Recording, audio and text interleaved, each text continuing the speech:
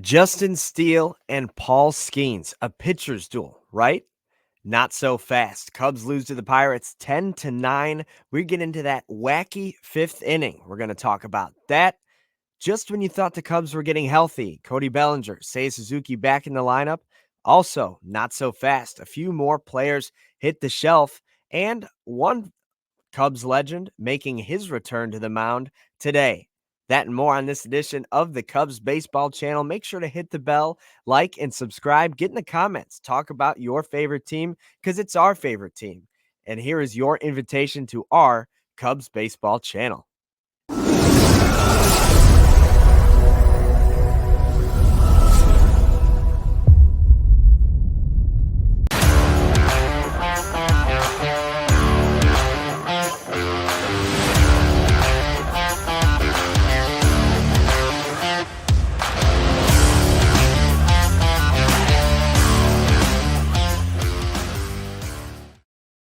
What do you say, everybody, for the Cubs Baseball Channel? My name's Anthony Pasquale on Twitter at @Ant_Pasquale3.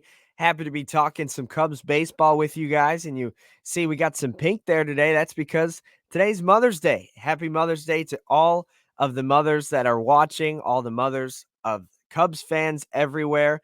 I know a lot of times baseball gets kind of pegged at this father-son game, but there are so many great women in this sport, and a big reason why is because of our awesome mothers driving us to and from, picking us up from practice, maybe teaching us how to throw the ball. I know my mom's got a killer windup from back in her day. So happy Mother's Day to all of you mothers listening. And for those of you listening, make sure to call your mom, tell her happy Mother's Day, and make sure she knows how loved and appreciated she is. I know one of the best baseball traditions always is that the players today will be wearing some pink batting gloves, some pink socks, and using those pink bats. And I always think that's entertaining. I'm sure every Cubs fan remembers Javi Baez's walk-off home run with the pink bat back in 2016, one of the great Mother's Day moments in Cubs history. But starting off this show with a hearty happy Mother's Day to all the mothers out there. Now let's get into yesterday's game. Justin Steele versus Paul Skenes, turning into a pitcher's duel right before our eyes, right? Not so fast. The first 3-4 innings did look that way. Justin Steele got off to a pretty good start for the Cubs, but in the fourth inning, he was knocked out of the game. The third inning got a little bit rough. He gave up 6 runs on 6 hits, and 3 of them came via the long ball, something Steele was not too susceptible to last year. Did not give up a bunch of homers yesterday, only struck out 3, gave up 3 bombs in just 4 innings. On the other side of things, Paul Skenes, he struck out the first batter he faced.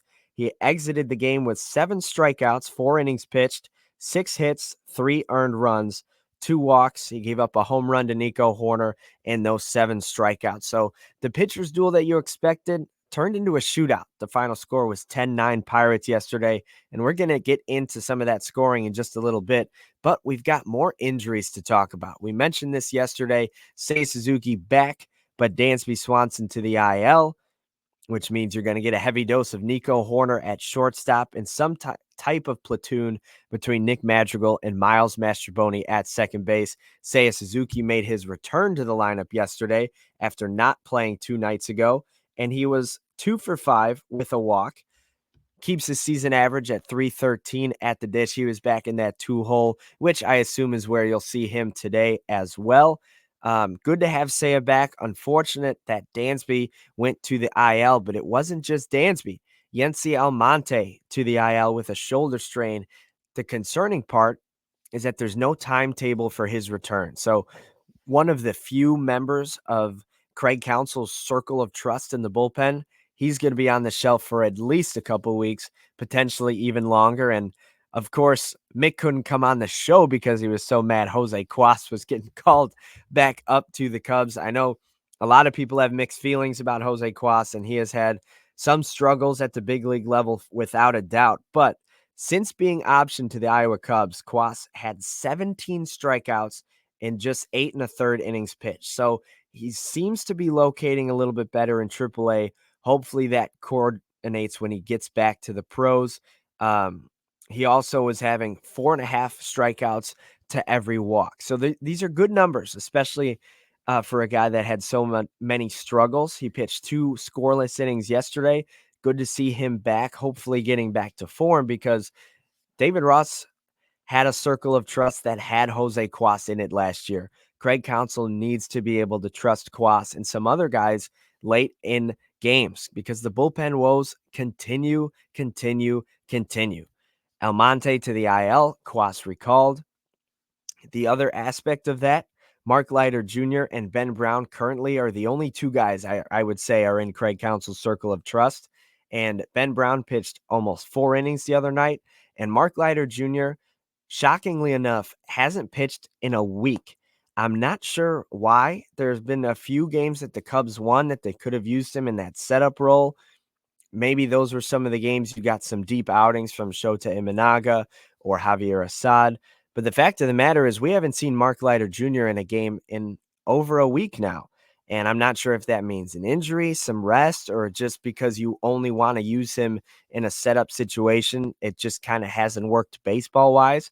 But to me, that's a little bit concerning, because we've seen a lot of Adbert Alzolay and a lot of Richard Lovelady and a lot of Keegan Thompson and a lot of, for lack of a better term, sucky outings out of the bullpen. A lot of guys that are struggling out of the bullpen yesterday. Keegan Thompson was roughed up again. Tony Andracki from Marquee Sports Network highlighted that his first 5 outings, he was excellent, and his last 5 have been awful. He gave up 2 hits, 3 runs on a home run, also had 2 walks and only 2 strikeouts. His last 7 times out, his ERA is 7.27, allowing 7 earned runs in just 8 innings pitched. So he has struggled without a doubt. And of course, he was one of the guys that the Cubs sent down a few weeks ago, but immediately an injury to a different reliever brought him right back. So he's a guy that I think the Cubs would prefer in Iowa to work some stuff out. But just because of these injuries, they haven't quite been able to get Keegan Thompson down. Yency Almonte now to the IL, Jose Cuas back in the big leagues. Jameson Taillon out today with a stiff back. I know there was some talk that he was going to be healthy enough to start on Sunday. Instead, they're going to push him just a few days later. Now, he's not going to the IL, or at least that's what's been reported thus far.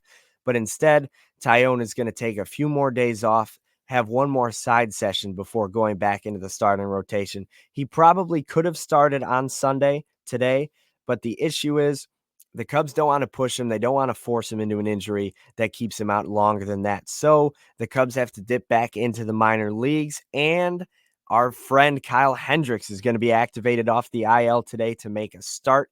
He's been much better since going down with that injury and getting sent down to the minors to work on things in AA and a start in AAA. He's been much better. The command has been much better. He's getting some strikeouts as well. And as long as he's able to keep the ball down against these Pirates, he should have some success. Now, Kyle Hendricks is a guy that the Cubs need to pitch not only well, but deep into today's ball game. A, because their bullpen has been so banged up, and B, because you need a correct, a healthy, a confident Hendricks moving forward. And you look at some of the Pirates who have had some history against Hendricks. Grandal is hitting 158 against him. McCutchen is hitting 220 in 41 at-bats. Brian Reynolds, 230 at-bats. Rowdy Tellez, 250 and 16 at-bats. The only Pirate with some real success is Connor Joe, who is hitting 545 off of him in 11 at-bats. But the rest of the Pirates have had a little bit of struggles with Hendricks, so hopefully he has a good outing today, able to get some confidence back, and of course, give the Cubs a guy that they believe in as that 5th spot in the rotation, with Jordan Wicks banged up, Jameson Taillon banged up, and Justin Steele roughed up yesterday. Cubs officially dropped the game to Pittsburgh, game 2 of the series, 10-9. It was a wacky one, and nothing more wacky about the game than the 5th inning. Give me a second as I pull up just to make sure I don't miss anything from that 5th inning. It was the wildest inning, I think, in recent Cubs memory. And I'm going to go all the way down to everything that happened in the top of that 5th inning for the Cubs. So leading off was Mike Tauchman. He hit a double. Then Seiya Suzuki singled. Tauchman went to third. First and third, no outs. Then Cody Bellinger strikes out swinging. Christopher Morel strikes out swinging. Then Ian Happ was hit by a pitch to load the bases. Here's where things get crazy. The Cubs are down 6-1 at this point. Then Nico Horner walks, Michael Busch walks, Miles Mastrobuoni walks, Jan Gomes walks. 4 straight bases loaded walks to make the game from 6-1 to 6-5. Then Mike Tauchman reaches on an infield single, another run scores, tying things up at 6-6. Right after that, the game gets delayed for almost 2-3 hours. They resume play, still with the bases loaded. Seiya Suzuki's up. He walks with the bases loaded. Then Cody Bellinger walks with the bases loaded. Now the Cubs lead 8-6. Nick Madrigal is the next batter. He lined out to end the inning. The Cubs scored 7 runs in the inning on 6 walks, a hit by pitch, and 3 hits. A crazy inning to give the Cubs the lead, but the bullpen couldn't hang on to it. Keegan Thompson came in for the bottom of the 5th inning, and after a double from O'Neal Cruz and a walk to Nick Gonzalez, Yasmani Grandal launched a 3-run homer to take a 9-8 lead. They also grabbed a 10th run on an Andrew McCutchen blast, and the Cubs made it interesting in the 9th to make it 10-9, but could not scratch across the tying run, and they fall 10-9. But that 5th inning, had some of the wildest statistics that you're going to see on a baseball stadium. But one of the best that I saw on Twitter was from Sarah Langs, the great Sarah Langs. If you don't follow her on Twitter, Slangs on Sports. The Pirates today were the 3rd team ever to issue 6+ bases loaded walks in a game, along with the 1992 White Sox and the 1959 A's. They were the first of those 3 teams to win a game when walking 6 batters. So, for lack of a better term, the Pirates did everything possible to give the Cubs that game, and the Cubs bullpen was so bad that they were unable to win that ball game. Now, there should be some blame on Justin Steele. I understand that. If you're an ace of a staff, you can't be giving the Pirates a 6-run lead. However, when you grab an 8-6 lead after being gifted 7 runs via walks, you'd really like your bullpen to be able to nail it down. And unfortunately, the Cubs were not able to do so. Keegan Thompson gave up a few runs. We mentioned him already. Now going back to the box score, Richard Lovelady, I believe, was next out of the bullpen, and he gave up a run, and then Jose Cuas pitched the last 2 innings scoreless. So you got 4 innings, 6 runs from Steele, 1 inning, 3 runs from Thompson, 1 inning, 1 run from Lovelady, and Cuas as well, 2 innings scoreless. But the Cubs have a chance to win a series today. They take on the Pirates at 12:35 Central. They will be playing today, of course, is Mother's Day. Again, that's why we have the pink. The Pirates playing a day game at home. And the pitching matchup, we teased it a little bit on the Cubs side of things. Kyle Hendricks back on the bump, looking to get that first win of the season and lower that ballooning 12 ERA up against left-hander Bailey Falter, 2-2 on the season with a 4.34 ERA. Now, you never want to lose series against your division, but you definitely don't want to be losing a series against the Pirates, especially because you had a lead in that second game. Obviously, a really strong win, game 1, Friday night. Saturday, you blow an 8-6 lead and end up losing 10-9 in a shootout when you had your ace on the mound. Now you need Kyle Hendricks to really step up, go deep into this ball game, give your bullpen a rest, and hopefully the offense can provide a lead. This offense has been struggling as of late, but they scored 7 runs on Friday and 9 yesterday. Unfortunately, 9 runs wasn't good enough, but if you can keep putting runs up on the board, this pitching staff should be able to hold the lead here or there.